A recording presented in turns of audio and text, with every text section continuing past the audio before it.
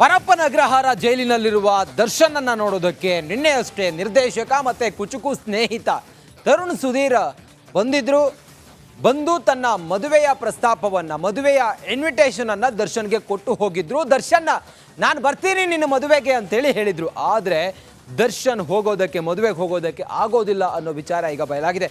ಯಾಕೆ ಅಂತ ಹೇಳ್ತೀರಾ? ಈ ಸ್ಟೋರಿ ನೋಡಿ.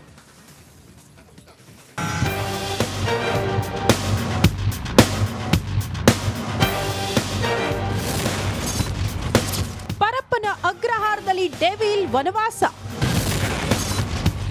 ತರುಣ್ ಮದುವೆಗೆ ಕಾಟೇರ ಹೋಗ್ತಾನಾ?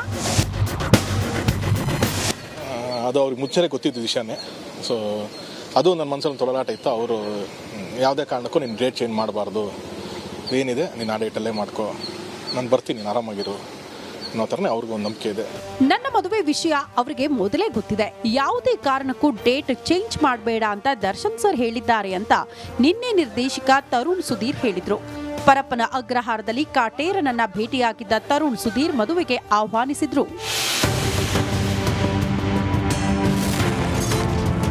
ತರುಣ್ ಮದುವೆಗೆ ದಾಸ ಹೋಗಲು ಆಗಲ್ಲ. ನಿನ್ನೆ ತಮ್ಮ ಮದುವೆ ವೇಳೆಗೆ ದರ್ಶನ್ ಬರ್ತಾರೆ ಎಂದು ತರುಣ್ ಸುಧೀರ್ ಹೇಳಿದ್ರು. ಆದ್ರೆ ಮದುವೆಗೆ ದರ್ಶನ್ ಹೋಗಕ್ಕೆ ಆಗಲ್ಲ, ಯಾಕಂದ್ರೆ ಆಗಸ್ಟ್ನಲ್ಲಿ ನಡೆಯಲಿರುವ ಮ್ಯಾರೇಜ್ಗೆ ಇಷ್ಟು ಬೇಗ ಅನುಮತಿ ಸಿಗಲ್ಲ ಎನ್ನಲಾಗ್ತಿದೆ.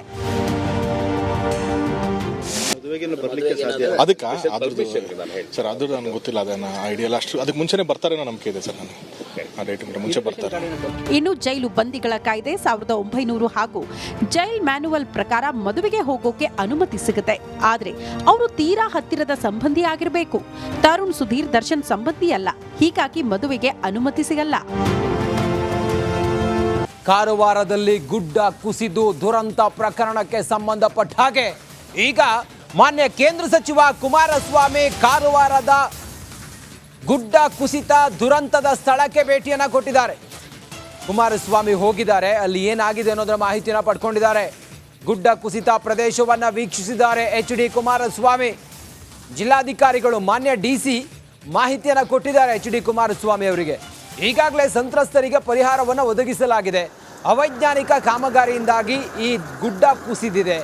ಕೇಂದ್ರದಿಂದ ಪರಿಹಾರ ಒದಗಿಸುವ ಪ್ರಯತ್ನವನ್ನು ನಾವು ಮಾಡ್ತೀವಿ. ರಿಪಬ್ಲಿಕ್ ಕನ್ನಡಕ್ಕೆ ಮಾತ್ರ HD ಕುಮಾರಸ್ವಾಮಿ ಅವರು ಎಕ್ಸ್ಕ್ಲೂಸಿವ್ ಆಗಿ ಹೇಳಿಕೆಯನ್ನು ಕೊಟ್ಟಿದ್ದಾರೆ.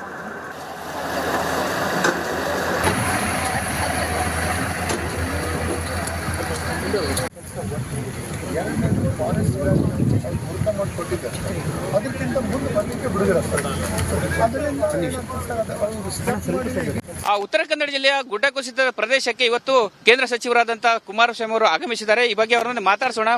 ಸರ್, ಈಗ ಜುಲೈ 16ರಂದು ಸರ್ ಗುಡ್ಡ ಕುಸಿತ ಆಗಿದೆ, ಮತ್ತೆ ತಾವು ಕೂಡ ಭೇಟಿ ಕೊಟ್ಟಿದ್ರಿ ಸರ್, ಅಧಿಕಾರಿಗಳಿಂದ ಮಾಹಿತಿ ಪಡ್ಕೊಂಡ್ರಿ ಸರ್.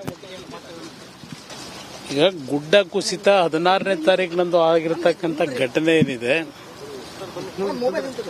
ಜಿಲ್ಲಾಡಳಿತ ತಕ್ಷಣ ನಮ್ಮ ಜಿಲ್ಲಾಧಿಕಾರಿಗಳು, ಪೊಲೀಸ್ ಹಿರಿಯ ಅಧಿಕಾರಿಗಳು ಎಲ್ಲರೂ ಜೊತೆಗೂಡಿ ತಕ್ಷಣ ಅನಾಹುತನ ತಪ್ಪಿಸ್ಲಿಕ್ಕೆ ಪ್ರಯತ್ನ ಪಟ್ಟಿದೆ. ಬಟ್ ಅನಾಹುತ ತಪ್ಪಿಸ್ಲಿಕ್ಕೆ ಸಾಧ್ಯ ಇಲ್ಲದೆ ಇರತಕ್ಕಂಥ ಒಂದು ರೀತಿಯಲ್ಲಿ ಇದು ಘಟನೆ ನಾವು ಯಾರೂ ಊಹೆ ಮಾಡದೇ ಇರತಕ್ಕಂಥ ರೀತಿಯಲ್ಲಿ ಆಗಿರ್ತಕ್ಕಂಥ ಘಟನೆ. ಈ ಒಂದು ಇತ್ತೀಚಿನ ದಿನಗಳಲ್ಲಿ ನಮ್ಮ ರಾಜ್ಯದಲ್ಲೂ 2018ರಲ್ಲಿ ಕೊಡಗಿನಲ್ಲೂ ಆದಂಥದ್ದು ಘಟನೆಗಳು ನಾವು ನೋಡಿದ್ದೇವೆ. ಅಲ್ಲೂ ಲ್ಯಾಂಡ್ ಸ್ಲೈಡ್ ಆಗಿ ಹಲವಾರು ರೀತಿಯ ಜೀವಾನಿ ಆದಂಥದ್ದು ಕಂಡಿದ್ದೆ. ಇವತ್ತು ಈ ಭಾಗದಲ್ಲಿ ನಿರಂತರವಾಗಿ ಮಳೆಯ ಒಂದು ಅನಾಹುತದಲ್ಲಿ ಇಲ್ಲಿ ಏನೋ ಒಂದು ನಿತ್ಯ ಇಲ್ಲಿ ಓಡಾಡ್ತಕ್ಕಂಥ ವಾಹನಗಳ ಸಂಖ್ಯೆ ಒಂದು ಕಡೆ ಜಾಸ್ತಿ ಇದೆ. ಈ ಭಾಗದಲ್ಲಿ ಒಂದು ಟೀ ಅಂಗಡಿ ಇಟ್ಟುಕೊಂಡು ಜೀವನ ಮಾಡತಕ್ಕಂಥ ಒಂದು ಕುಟುಂಬ, ಅದು ತುಂಬ ಅನ್ಯಾಯ. ಅದು ಆ ಕುಟುಂಬದ 5 ಜನವೂ ಮರಣ ಹೊಂದಿರತಕ್ಕಂಥದ್ದು ನಿತ್ಯ ದುರಂತ. ಅದಕ್ಕೆ ನಮ್ಮ ಜಿಲ್ಲಾಡಳಿತ ಎಷ್ಟೇ ವೇಗವಾಗಿ ಬಂದು ಕೆಲಸವನ್ನು ನಿರ್ವಹಣೆ ಮಾಡಲಿಕ್ಕೆ ಪ್ರಯತ್ನ ಪಟ್ಟರು ಜೀವ ಅಂತೂ ಉಳಿಸ್ಲಿಕ್ಕಾಗಿಲ್ಲ. ಆದರೆ ಇಲ್ಲಿ ಅವೈಜ್ಞಾನಿಕವಾದಂಥ ರೀತಿಯಲ್ಲಿ ನಮ್ಮ ಒಂದು ಮೂಲಭೂತ ಸೌಕರ್ಯಗಳನ್ನು ಕೊಡ್ತಕ್ಕಂಥದ್ರಲ್ಲಿ ಇಂಜಿನಿಯರಿಂಗ್ ಡಿಪಾರ್ಟ್ಮೆಂಟಿಂದ ಈ ಕೆಲಸಗಳನ್ನು ಮಾಡಬೇಕಾದ್ರೆ ಸ್ವಲ್ಪ ಮುಂಜಾಗ್ರತೆ ಕ್ರಮಗಳು ಯಾವ ರೀತಿ ಇರಬೇಕು ಅಂತಕ್ಕಂಥದ್ದು ಪಶ್ಚಿಮ ಘಟ್ಟ ಪ್ರದೇಶಗಳಲ್ಲಿ ಸೈಂಟಿಫಿಕ್ ವೇನಲ್ಲಿ ಕೆಲಸಗಳಾಗಬೇಕು ಅಂತಕ್ಕಂಥ ಎಲ್ಲರೂ ಹೇಳ್ತಕ್ಕಂಥದ್ದು. ಇದು ಇಂಥ ಒಂದು ಘಟನೆ ನಿಜಕ್ಕೂ ನಮ್ಮೆಲ್ಲರಿಗೂ ಆಶ್ಚರ್ಯ ತರತಕ್ಕಂಥದ್ದು. ಅದು ಆ ಮಟ್ಟದಲ್ಲಿ ಮಣ್ಣಿನ ಕುಸಿತ ವೇಗದಲ್ಲಿ ಬಂದಿರತಕ್ಕಂಥದ್ದೇನಿದೆ, ಒಂದು ನಮ್ಮ ಗ್ಯಾಸ್ನ ಟ್ಯಾಂಕರನ್ನು ಸಹ ಕೊಚ್ಕೊಂಡು ಹೋಗ್ತಕ್ಕಂಥದ್ದು ಮತ್ತು ಇನ್ನೂ ಒಂದು ಟ್ಯಾಂಕರ್ ಇಲ್ಲಿದೆ ಅಂತಕ್ಕಂಥದ್ದು, ಮಣ್ಣಲ್ಲಿ ಮುಚ್ಚಿದೆ ಅಂತಕ್ಕಂಥದ್ದು, ಇನ್ನೂ ಅದನ್ನು ಹುಡುಕ್ಲಿಕ್ಕೆ ಪ್ರಯತ್ನ ಪಡ್ತಾ ಇದ್ದಾರೆ. ನಿರಂತರವಾಗಿ ಕೆಲಸ ಮಾಡ್ತಾ ಇದ್ದಾರೆ. ಇಲ್ಲೇ ನಾನು ಯಾರಿಗೂ ದೋಷ ಕೊಡಲಿಕ್ಕೆ ಹೋಗೋದಿಲ್ಲ. ಆದರೆ ಈ ಉಳುವಾರೆ ಅಂತಕ್ಕಂಥ ಗ್ರಾಮದಲ್ಲಿ 5 ಮನೆಗಳು ಮುಳುಗೋಗಿರ್ತಕ್ಕಂಥದ್ದೇನಿದೆ, ಅವರಿಗೆ ಪುನರ್ವಸತಿ ಸೌಕರ್ಯ ತಕ್ಷಣಕ್ಕೆ ಮಾಡಿದ್ದಾರೆ, ತಾತ್ಕಾಲಿಕವಾಗಿ ಅಂತಕ್ಕಂಥ ಜಿಲ್ಲಾಧಿಕಾರಿಗಳು ನನ್ನ ಗಮನಕ್ಕೆ ತಂದಿದ್ದಾರೆ. ಅವರಿಗೆ ಶಾಶ್ವತವಾದಂಥ ಒಂದು ಮನೆಗಳನ್ನು ಕಟ್ಟಿಕೊಡ್ತಕ್ಕಂಥ ಕೆಲಸ ಆಗಬೇಕಾಗಿದೆ.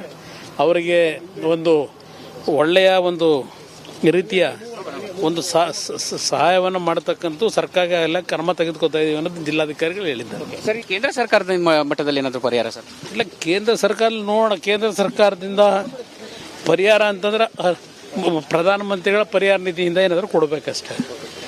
ಅದು ಒಂದು ಪ್ರಯತ್ನ ಪಡ್ತೀವಿ. Thank you sir. ಇವಿಷ್ಟು ಸಚಿವರಾದಂಥ HD ಕುಮಾರಸ್ವಾಮಿ ಹೇಳುವಂಥ ಮಾತು. ಒಟ್ಟಿನಲ್ಲಿ ಪರ್ಯಾಯ ವ್ಯವಸ್ಥೆ ಮತ್ತು ಪರಿಹಾರದ ವ್ಯವಸ್ಥೆಯನ್ನು ನಾವು ಮಾಡ್ತೀವಿ ಎಂಬ ಮಾತುಗಳನ್ನು ಹೇಳ್ತಾ ಇರುವಂಥದ್ದು. ಕ್ಯಾಮರಾ ಪರ್ಸನ್ ಕಿಶನ್ ಗುರು ಜೊತೆ ನಾನು ಶೇಷಗಿರಿ ಮುಂಡಳ್ಳಿ, ರಿಪಬ್ಲಿಕ್. ಮಳೆಯ ಆರ್ಭಟಕ್ಕೆ, ನದಿಯ ಪ್ರವಾಹಕ್ಕೆ ಉಳುವರೆ ಗ್ರಾಮ ಸರ್ವನಾಶ ಆಗಿ ಮನೆ ಮಠ ಕಳೆದುಕೊಂಡಿದ್ದು ಒಂದು ಕಡೆಯಲ್ಲಾದ್ರೆ ಜೀವ ಹಾನಿಯಾಗಿದೆ ಆ ಭಾಗದಲ್ಲಿ. ಉಳುವರೆ ಗ್ರಾಮದವರಿಗೆ ಅಥವಾ ಸಂತ್ರಸ್ತರಿಗೆ ಪರಿಹಾರ ಕೊಡಬೇಕು ಅಂತ ಹೇಳಿ ರಿಪಬ್ಲಿಕ್ ಕನ್ನಡ ಗಟ್ಟಿ ಧ್ವನಿಯಲ್ಲಿ ಹೇಳಿತ್ತು. ರಿಪಬ್ಲಿಕ್ ಕನ್ನಡ ಸ್ಥಳದಲ್ಲಿ ಇದ್ದು ಉಳುವರೆ ಗ್ರಾಮ ಸರ್ವನಾಶ ಆಗಿರೋದ್ರ ಗ್ರೌಂಡ್ ರಿಯಾಲಿಟಿಯನ್ನು ಅಥವಾ ಗ್ರೌಂಡ್ ಚೆಕ್ ಅನ್ನ ನಾವು ರಾಜ್ಯದ ಜನರ ಮುಂದೆ ಇಟ್ಟಿದ್ವಿ. ಈಗ ಉಳುವರೆ ಗ್ರಾಮಸ್ಥರಿಗೆ ಪರಿಹಾರ ಸಿಕ್ಕಿದೆ. ರಿಪಬ್ಲಿಕ್ ಕನ್ನಡ ವರದಿಯ ನಂತರ ಉಳುವರೆ ಗ್ರಾಮಸ್ಥರಿಗೆ ಪರಿಹಾರ ಸಿಕ್ಕಿದೆ. ಸೂರು ಕಳೆದುಕೊಂಡವರಿಗೆ ಚೆಕ್ ವಿತರಣೆ ಮಾಡಿದ್ದಾರೆ. ಇದು ರಿಪಬ್ಲಿಕ್ ಕನ್ನಡದ ಬಿಗ್ ಇಂಪ್ಯಾಕ್ಟ್. ಶಿರೂರು ಭಾಗದಲ್ಲಿ ಗುಡ್ಡ ಕುಸಿತ ಆದ ಬಳಿಕ ಅದರ ಮುಂಭಾಗದಲ್ಲೇ ಇರುವಂತಹ ಉಳುವರೆ ಗ್ರಾಮದಲ್ಲಿ ಸಾಕಷ್ಟು ಹಾನಿಯಾಗಿತ್ತು. ಆ ಹಾನಿಯಾಗಿದ್ದ ಜಾಗಕ್ಕೆ ರಿಪಬ್ಲಿಕ್ ಕನ್ನಡ ಆಗಮಿಸಿ ಇಲ್ಲಿನ ಸ್ಥಳೀಯರನ್ನ ಮಾತನಾಡಿಸುವಂಥ ಕೆಲಸವನ್ನ ಕೂಡ ಮಾಡಿದ್ವಿ. ಈಗ ಆ ಒಂದು ಜಾಗಕ್ಕೆ ಶಾಸಕರು ಹಾಗೂ ಸಚಿವರು ಆಗಮಿಸಿ ಒಂದು ಭರವಸೆಯನ್ನು ಕೊಟ್ಟಿದ್ರು. ನಾವು ಅವರಿಗೆ ಪರಿಹಾರವನ್ನು ಕೊಟ್ಟೇ ಕೊಡ್ತೀವಿ, ಅದು ಸರ್ಕಾರದಿಂದ ಆಗಿರ್ಬೋದು ಅಥವಾ ವೈಯಕ್ತಿಕವಾಗಿ ಆಗಿರ್ಬೋದು ಅಂತ ಹೇಳಿ ತಿಳಿಸಿದ್ರು. ಈಗ ಕೊಟ್ಟ ಮಾತಿನಂತೆ ಶಾಸಕರು ಹಾಗೂ ಸಚಿವರು ಇಲ್ಲಿಗೆ ಆಗಮಿಸಿದ್ದಾರೆ. ಶಾಸಕರು ಸತೀಶ್ ಶೈಲ್ ಅವರಿದ್ದಾರೆ, ಜೊತೆಗೆ ಮಂಕಾಳ ವೈದ್ಯವರಿದ್ದಾರೆ ಸಚಿವರು. ಅವರು ನಿನ್ನೆ ರಾತ್ರಿ ಖುದ್ದು ರಿಪಬ್ಲಿಕ್ ಕನ್ನಡ ಟೀಮ್ಗೆ ಫೋನ್ ಮಾಡಿ ನಾವು ಬರ್ತಾ ಇದ್ದೀವಿ, ಅವರಿಗೆ ಸಹಾಯವನ್ನು ಮಾಡ್ತೀವಿ, ನಮ್ಮ ವೈಯಕ್ತಿಕವಾಗಿ ಆಗಿರ್ಬೋದು ಅಥವಾ ಸರ್ಕಾರದ ಪರವಾಗಿ ನಾವು ಕೆಲಸವನ್ನು ಮಾಡೋದು ನಮ್ಮ ಕರ್ತವ್ಯ ಅಂತೇಳಿ ಈಗ ಆಗಮಿಸಿ ಅವರ ಒಂದು ಅಳಲನ್ನು ಕೇಳಿ ಈಗ ಅವರಿಗೆ ಸಹಾಯದ ಹಸ್ತವನ್ನು ಚಾಚೋದಕ್ಕೆ ಮುಂದಾಗ್ತಿದ್ದಾರೆ. ನಾನೀಗ ಶಾಸಕರನ್ನ ಮಾತಾಡ್ತೀನಿ. ಶಾಸಕರೀಗ ನೀವು ಕೊಟ್ಟ ಮಾತಿನಂತೆ ಈಗ ಆ ಒಂದು ಮಾತನ್ನು ಈಡೇರಿಸ್ತಿದ್ರೆ, ನಿನ್ನೆ ಆಸ್ಪತ್ರೆಗೆ ಹೋಗಿ 10,000 ಕೊಟ್ಟಿದ್ರಿ, ಇವತ್ತು ಕೂಡ ಜಾಗಕ್ಕೆ ಬಂದು ಅವರಿಗೆ ಧೈರ್ಯವನ್ನು ತುಂಬುವಂಥ ಕೆಲಸವನ್ನು ಮಾಡಿದ್ರಿ. ಈಗ ತಮ್ಮ ರಿಪಬ್ಲಿಕ್ ಕನ್ನಡ ಏನು ನ್ಯೂಸ್ ಇದೆಯಲ್ಲ, ನೀವು ಒಳ್ಳೆ ವರ್ಕ್ ಮಾಡಿದಿರಿ. ಯಾಕಂತ ಹೇಳಿದ್ರೆ ಹಾಸ್ಪಿಟ್ಲಿಗೆ ಹೋಗಿ ಬಂದ್ರಿ, ಹಾಸ್ಪಿಟ್ಲಿಗೆ ಪ್ರಾಬ್ಲಮ್ ಇದ್ದದ್ದು ನಮ್ಮ ಅರಿವಿಗೆ ತಂದ್ರಿ.